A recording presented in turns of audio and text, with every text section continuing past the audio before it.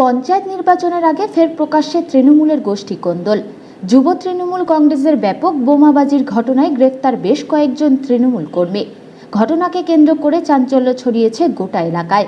গতকাল রাতে কোচবিহার 1 নম্বর ব্লকের পানিশালা গ্রাম পঞ্চায়েতের ধাইয়েরহাট এলাকায় যুব তৃণমূল কংগ্রেসের পক্ষ থেকে একটি বৈঠক অনুষ্ঠিত হয়।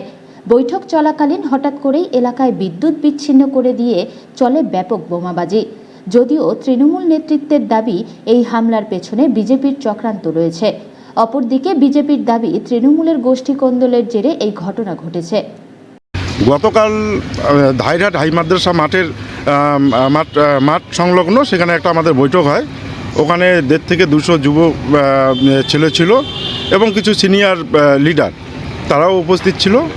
হঠাৎ করে কিছু বিজেপির দুষ্কৃতী এসে প্রথমে লাইট বন্ধ করে দেয়, বন্ধ করে দিয়ে ওখানে এলোপাতাড়ি বম ছুটতে থাকে।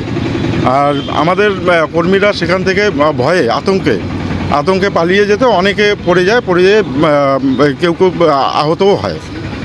এই অবস্থায় আমরা সেখান থেকে কোনো রকমভাবে চলে এসে আইনের প্রশ্রয় নেই। আমরা থানায় কি লিখিতভাবে অভিযোগ দেয়? হ্যাঁ, লিখিতভাবে অভিযোগ দেওয়া।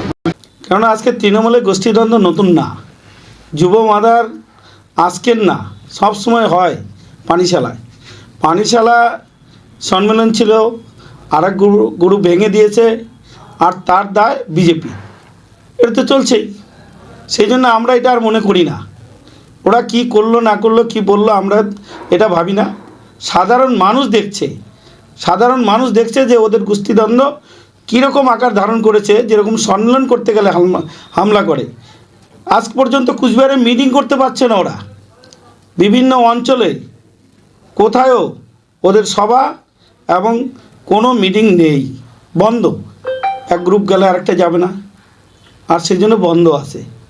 আর সেই জন্যেই নিজেরা গণ্ডগোল করে আর বিজেপির ঘাড়ে দোষটা চাপিয়ে দিয়ে মানুষকে বোঝাতে চাইছে। সাধারণ মানুষ জানে যে বিজেপি আজ পর্যন্ত কোনো জায়গায় কারোর সঙ্গে আক্রমণ তো দূরের কথা, তারা মিছিল মিটিং করে সাধারণ মানুষের সঙ্গে আছে।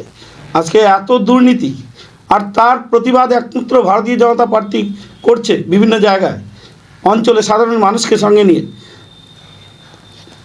আজকে আবাস যোজনার ঘর সার্ভের নামে, আর সেখানে আশাকর্মী এবং অঙ্গনওয়াড়ি কর্মীকে মানুষের রোষের মুখে ফেলে দিয়েছে।